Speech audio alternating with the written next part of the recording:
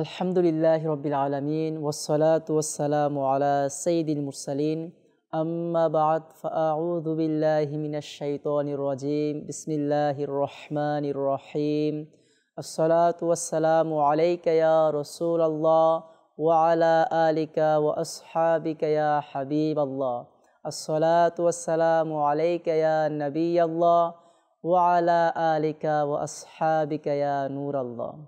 প্রিয় মাদানী চ্যানেলের দর্শক শ্রোতা, উপস্থিত হয়েছে আপনাদের প্রিয় অনুষ্ঠান আসহাবে সুফানি। দূরে এবং কাছের দেশ ও প্রবাসের যে যেখান থেকে দেখছেন সকলকে জানাই আন্তরিক শুভেচ্ছা ও মুবারকবাদ। আসুন আমরা এই অনুষ্ঠান শুরু করার পূর্বে কিছু ভালো ভালো নিয়ত করে নিই, কেননা হাদিসে পাকের মধ্যে রয়েছে, বুখারী শরীফের প্রথম নং হাদিসে পাকের মধ্যে রয়েছে, আল্লাহর নবী রসুল আরবি নূরে মুজাসসাম রসুল মুহতাশাম হুজুর সাল্লাল্লাহু তাআলা আলাইহি ওয়া সাল্লাম ইরশাদ করেন, বান্দার আমল ডিপেন্ড করবে তার নিয়তের উপরে। আমলের কেন্দ্র স্থান হলো, আমলের সেন্টার হলো বান্দার নিয়তের উপরে। তো কাজে যে যত বেশি ভালো নিয়ত করবে তার প্রতিদান, তার সওয়াবও তত ভালো দেওয়া হবে, অর্থাৎ বেশি দেওয়া হবে। তো আসুন আমরা নিয়ত করি আল্লাহ এবং তার প্রিয় হাবিব সাল্লাল্লাহু তাআলা আলাইহি ওয়া সাল্লাম এর সন্তুষ্টি অর্জনের জন্য, ইলমে দ্বীন অর্জনের জন্য শুরু থেকে শেষ পর্যন্ত দেখব ইনশাআল্লাহ আজ্জা ওয়া জাল। সাল্লু আলাল হাবিব সাল্লাল্লাহু তাআলা আলা মুহাম্মদ সাল্লাল্লাহু তাআলা আলাইহি ওয়া সাল্লাম। প্রাণপ্রিয় ইসলামী ভাইয়েরা, আলহামদুলিল্লাহ আপনারা অবগত আছেন, মাদানী চ্যানেলের প্রত্যেকটি অনুষ্ঠান শুরু করার পূর্বে দুরূদে পাকের একটি ফজিলত বর্ণনা করা হয়। আসুন সেই নিমিত্তে আজও আমরা একটি দুরূদে পাক পাঠ করার ফজিলত ও বরকত শ্রবণ করে নিই। শরহে দালাইলুল খায়রাত কিতাবের 159 নং পৃষ্ঠায় রয়েছে, তাজদার রিসালাত শাহেনশাহ নবুয়াত মাহবুবে রব্বুল ইজ্জাত হুজুরে আকরাম সাল্লাল্লাহু তাআলা আলাইহি ওয়া সাল্লাম ইরশাদ করেন, আসমাউ সলাতা আহলি মুহাব্বতি ওয়া আরিফুহুম, অর্থাৎ আমার প্রতি যারা ভালোবাসা সহকারে দুরূদে পাক পাঠ করে তাদের দরুদ আমি স্বয়ং নিজে শুনতে পাই। ওয়া আরিফুহুম, এবং আমি তাদেরকে চিনতে পারি, তাদের সকলের পরিচয়ও আমার জানা আছে। ওয়া তুরাদু আলাইয়া সলাতা গায়রিহিম আরদা, এমনকি অন্যান্যদের দুরূদে পাকও আমার নিকট পৌঁছানো হয়। তো কাজে প্রাণপ্রিয় ইসলামী ভাইয়েরা, যদি আসলে আমরা নবী পাক সাল্লাল্লাহু তাআলা আলাইহি ওয়া সাল্লাম এর আশিক হতে পারি, নবী পাক সাল্লাল্লাহু আলাইহি সাল্লাম এর প্রকৃত গোলাম হতে পারি, আর এই দাবি নিয়ে যদি আমরা দুরূদে পাক পাঠ করি, সেই দুরূদে পাক আমার প্রিয় আকা সাল্লাল্লাহু আলাইহি সাল্লাম নিজ কান মুবারক দ্বারা শ্রবণ করতে পারেন। আল্লাহু আকবার, আল্লাহু আকবার। তো আসুন আমরা নিয়ত করে নিই, মোহাব্বত সহকারে বেশি থেকে বেশি পরিমাণ নবী করিম সাল্লাল্লাহু আলাইহি সাল্লামের প্রতি দুরূদে পাক পাঠ করব। আসুন আমরা এই অনুষ্ঠানের বরকতে একবার দুরূদে পাক পাঠ করে নিই। সাল্লু আলাল হাবিব সাল্লাল্লাহু তাআলা আলা মুহাম্মদ সাল্লাল্লাহু তাআলা আলাইহি ওয়া সাল্লাম। প্রাণপ্রিয় ইসলামী ভাইয়েরা, আমরা এই অনুষ্ঠানের মাঝে আসহাবে সুফফাদের জীবনী, তাদের জ্ঞান গর্ব আলোচনা, তাদের কৃতিত্ব, তাদের ত্যাগ বিসর্জন যে তারা ইসলামের জন্য দিয়েছিলেন, আল্লাহ রসুল সাল্লাল্লাহু তাআলা আলাইহি ওয়া সাল্লামের জন্য তাদের জান মাল সম্পদ সকল কিছু বিসর্জন দিয়েছিলেন, সেই প্রসঙ্গে কিছু শ্রবণ করার তৌফিক আল্লাহ তাআলা আমাদেরকে দান করছেন। আর সাহাবায়ে কেরাম আলাইহিমুর রিদওয়ানদের অসংখ্য অগণিত ফজিলত ও বরকত রয়েছে, যা কোরআন ও হাদিসে পাকের মধ্যে অসংখ্য জায়গায় বিদ্যমান রয়েছে। যেমনিভাবে কোরআনে পাকের মধ্যে রয়েছে, আল্লাহ পাকও তাদের প্রতি সন্তুষ্ট এবং তারাও আল্লাহ পাকের প্রতি সন্তুষ্ট। আল্লাহু আকবার। আর সাহাবায়ে কেরামদের কতই মাকাম ও মর্যাদা রয়েছে। আল্লাহ রসুল সাল্লাল্লাহু তাআলা আলাইহি ওয়া সাল্লাম এক হাদিস পাকের মধ্যে ইরশাদ করেন, খয়রু উম্মতি আল করনু আল্লাযীনা ইয়ালুনি সুম্মাল্লাযীনা ইয়ালুনাহুম সুম্মাল্লাযীনা ইয়ালুনাহুম, যা মুসলিম শরীফের 2535 নং হাদিস পাকের মধ্যে রয়েছে। আল্লাহ রসুল সাল্লাল্লাহু তাআলা আলাইহি ওয়া সাল্লাম ইরশাদ করেন, খয়রু উম্মতি আল করনু আল্লাযীনা ইয়ালুনি, অর্থাৎ আমার উম্মতের মধ্যে সবচেয়ে উত্তম হলো আমার যুগের লোকেরা, অর্থাৎ সাহাবায়ে কেরামগণ। আল্লাহু আকবার। অতঃপর সুম্মাল্লাযীনা ইয়ালুনাহুম, অতঃপর যারা সাহাবাদের সাথে মুলাকাত করেছে, সাক্ষাৎ করেছে, অর্থাৎ তাবেঈনগণ। অতঃপর তারা উত্তম যারা তাবেঈদের সাথে মুলাকাত করেছেন, তাদের সংস্পর্শ অবলম্বন করেছে, অর্থাৎ তাবেঈগণ। এই হাদিসে পাকের শুরুতে বলা হয়েছে আমার উম্মতের মধ্যে ওই ব্যক্তিরা সবচেয়ে উত্তম যারা আমার যুগের, অর্থাৎ আমার সাহাবায়ে কেরামগণ। আল্লাহু আকবার, আল্লাহু আকবার। আর সেই সাহাবায়ে কেরামদের মাঝে অন্যতম ব্যক্তিত্বের অধিকারী হলো কিছু সাহাবায়ে কেরাম যারা আসহাবে সুফা নামে প্রসিদ্ধ। আমরা এই অনুষ্ঠানে শুনে আসছিলাম যে আসহাবে সুফা কাদেরকে বলা হয়। আমি আবারও পুনরাবৃত্তি করে নিচ্ছি সংক্ষিপ্ত আকারে। আসহাবে সুফা কারা? তারা ওই সকল সাহাবায়ে কেরাম ছিলেন যারা মক্কা থেকে হিজরত করে মদিনায় এসেছিলেন, কিন্তু মদিনার মাঝে যাদের আত্মীয় স্বজন ধন সম্পদ কোনো কিছুই ছিল না, তারা মসজিদে নববীতে একটি জায়গা ছিল, মসজিদে নববীর পাশেই একটি জায়গা ছিল, সেই জায়গাতে তারা অবস্থান করতেন। আর তাদের খাবার পরিহার, তাদের পোশাক পরিচ্ছদ খুবই সামান্য ছিল। কিতাবে বর্ণিত রয়েছে যদি কোনো সাহাবায়ে কেরামগণ তাদের খাবার দিত তারা খেয়ে নিত, আর না হয় তারা না খেয়ে রাত যাপন করত। আল্লাহু আকবার, আল্লাহু আকবার। সেই সকল সাহাবায়ে কেরামদের জীবনী শ্রবণ করার সৌভাগ্য আমাদের অর্জন হচ্ছে। তো আসুন আজও আমরা একজন সেই মনীষী ব্যক্তির আলোচনা শ্রবণ করব যিনি আসহাবে সুফার অন্তর্ভুক্ত।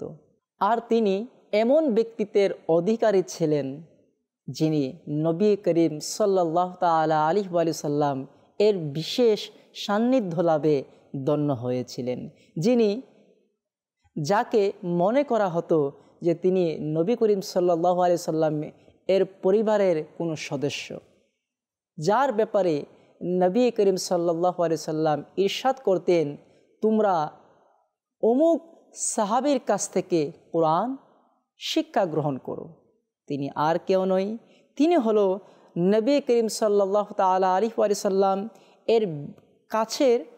এর অত্যন্ত কাছের সাহাবী হযরতে আব্দুল্লাহ ইবনে মাসউদ রাদিয়াল্লাহু তাআলা আনহু। হ্যাঁ, আজ আমরা শ্রবণ করব হযরতে সাইয়্যিদুনা আব্দুল্লাহ ইবনে মাসউদ রাদিয়াল্লাহু তাআলা আনহু এর জীবনীর কিছু ঝলক। তার নাম আব্দুল্লাহ, পিতার নাম মাসউদ, কুনিয়াত হলো আবু আব্দুর রহমান, আর তার মাতার নাম হলো উম্মু আব্দ। তিনি ইসলাম গ্রহণ করার একটি বিশেষ অন্যতম কারণও রয়েছে।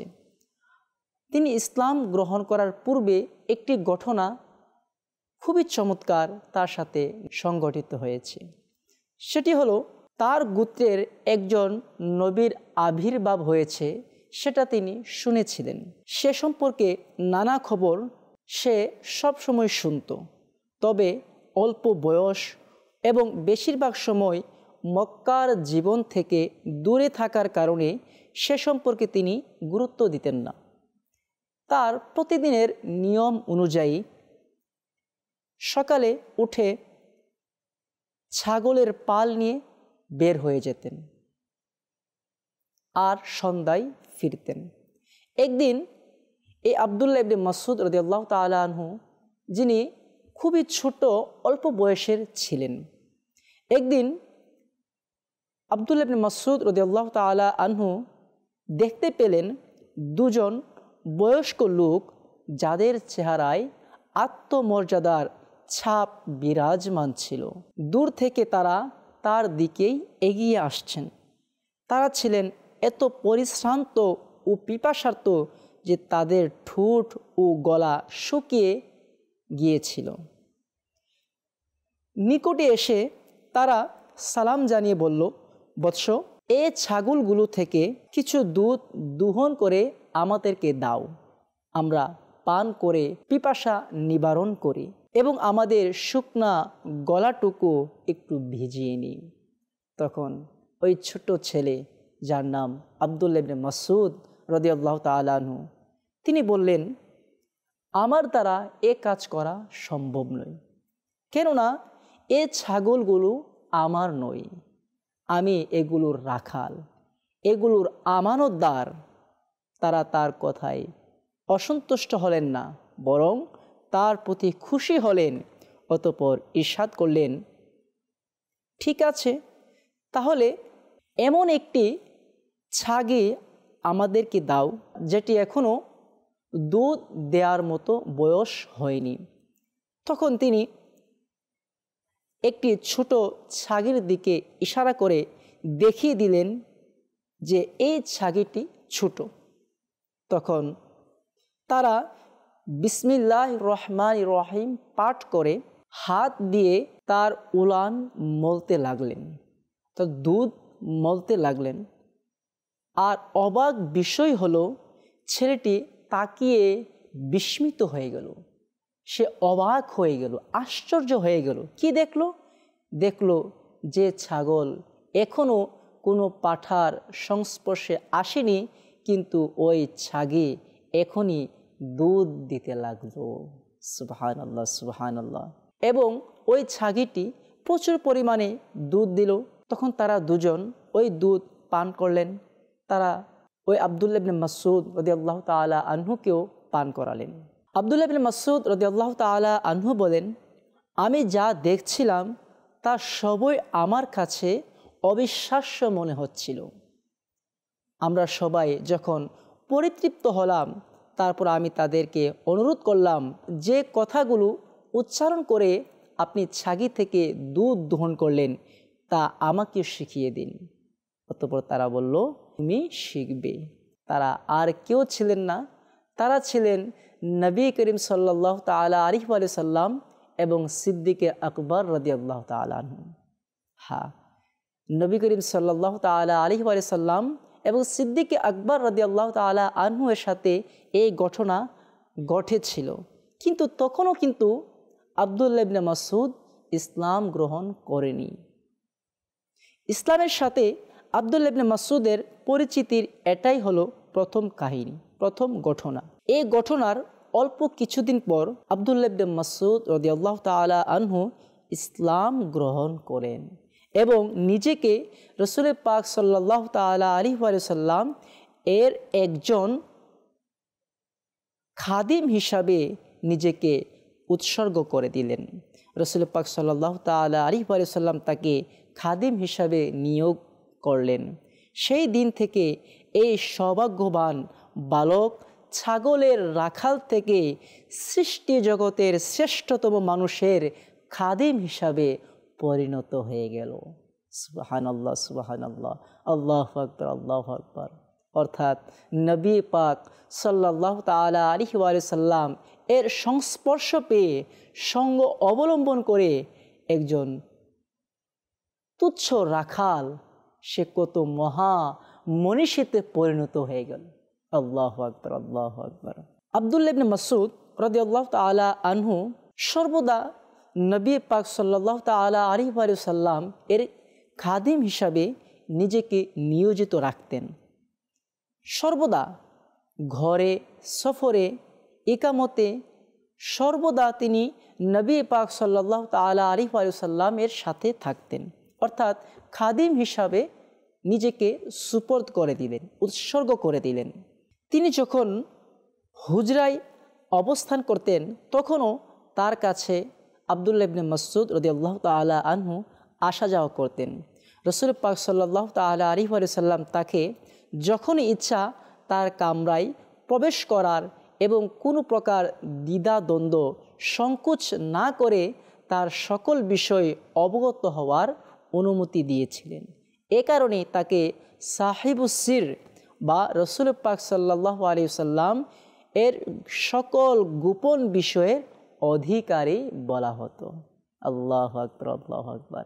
তিনি কতই মহান ব্যক্তিত্বের অধিকারী হবেন যার কাছে নবী করিম সাল্লাল্লাহু আলাইহি সাল্লাম নিজের ব্যক্তিগত কথা শেয়ার করতেন, নিজের পার্সোনালিটি অবগত করাতেন। হ্যাঁ, তিনি কতই মহান ব্যক্তিত্বের অধিকারী হবেন এই হাদিসে পাক থেকে আমরা সুস্পষ্টভাবে অনুধাবন করতে পারি। আল্লাহু আকবার, আল্লাহু আকবার।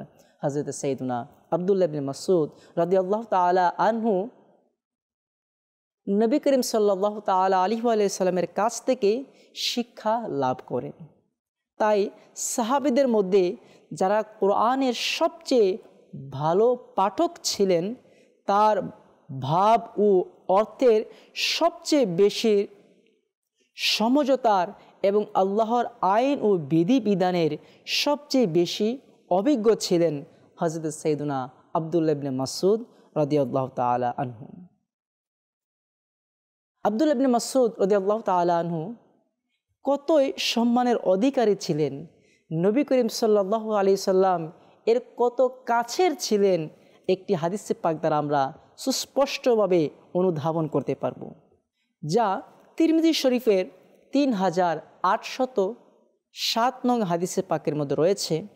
শাব্দিক অর্থ হলো, যা উলামায়ে কেরাম এভাবেই করেছেন যে হযরতে আব্দুর রহমান ইবনে ইয়াজিদ রহমাতুল্লাহি তাআলা আলাইহি তিনি বর্ণনা করেন, আমরা হুযায়ফা রাদিয়াল্লাহু তাআলা আনহু এর কাছে এসে বললাম, আপনি আমাদেরকে এমন একজন ব্যক্তির সন্ধান দিন, এমন একজন ব্যক্তির ব্যাপারে অবগত করান যিনি আচার আচরণে অপরদের চাইতে সবচেয়ে বেশি নবী পাক সাল্লাল্লাহু তাআলা আলাইহি ওয়া সাল্লাম এর কাছের ছিলেন, অর্থাৎ নবী পাক সাল্লাল্লাহু আলাইহি সাল্লামের সান্নিধ্য অবলম্বন করতেন।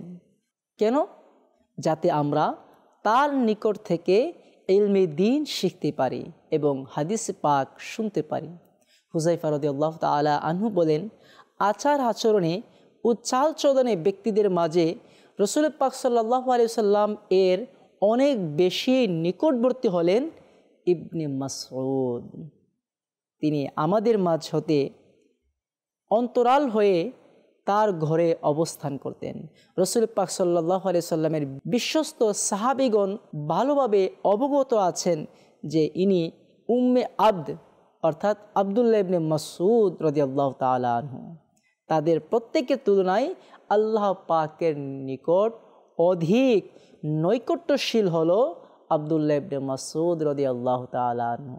আল্লাহু আকবার, আল্লাহু আকবার। তিনি এমন জ্ঞানের অধিকারী ছিলেন, এমন সম্মানের অধিকারী ছিলেন, আর তার জ্ঞানের ব্যাপারে স্বয়ং নবী করিম সাল্লাল্লাহু তাআলা আলাইহি ওয়া সাল্লাম তার ব্যাপারে বলেন, যা তিরমিজি শরীফের 3810 নং হাদিস পাকের মধ্যে রয়েছে।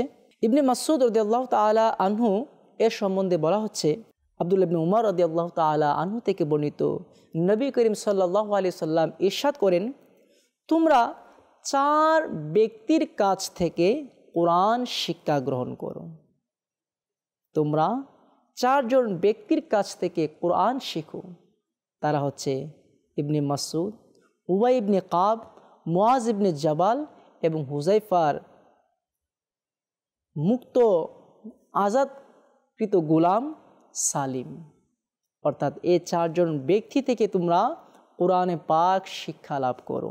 এর মধ্যে অন্যতম ব্যক্তিত্ব হচ্ছেন আব্দুল্লাহ ইবনে মাসউদ রাদিয়াল্লাহু তাআলা আনহু। সুবহানাল্লাহ, সুবহানাল্লাহ। প্রিয় দর্শক শ্রোতা, এতক্ষণ আমরা শুনলাম আব্দুল্লাহ ইবনে মাসউদ রাদিয়াল্লাহু তাআলা আনহু এর সম্মান এবং তার জ্ঞানের গভীরতা। যেভাবে তিনি সম্মানের অধিকারী ছিলেন, জ্ঞানের অধিকারী ছিলেন, ঠিক সেভাবে তিনি বীরত্বের অধিকারী ছিলেন, বাহাদুর ছিলেন। যুদ্ধের মাঝে তিনি অংশগ্রহণ করতেন, অনেক কাফিরদেরকে জাহান্নামে পাঠিয়ে দিতেন। হ্যাঁ, আসুন আমরা শ্রবণ করি উহুদ, খন্দক, হুদাইবিয়া, খাইবার সহ মক্কা বিজয়েও তিনি রসুল পাক সাল্লাল্লাহু তাআলা আলাইহি ওয়া সাল্লাম এর সাথে ছিলেন। হুনাইনের যুদ্ধে কাফিরদের আতর্কিত আক্রমণে 10,000 মুসলিম বাহিনী বিক্ষিপ্ত হয়ে পড়ে।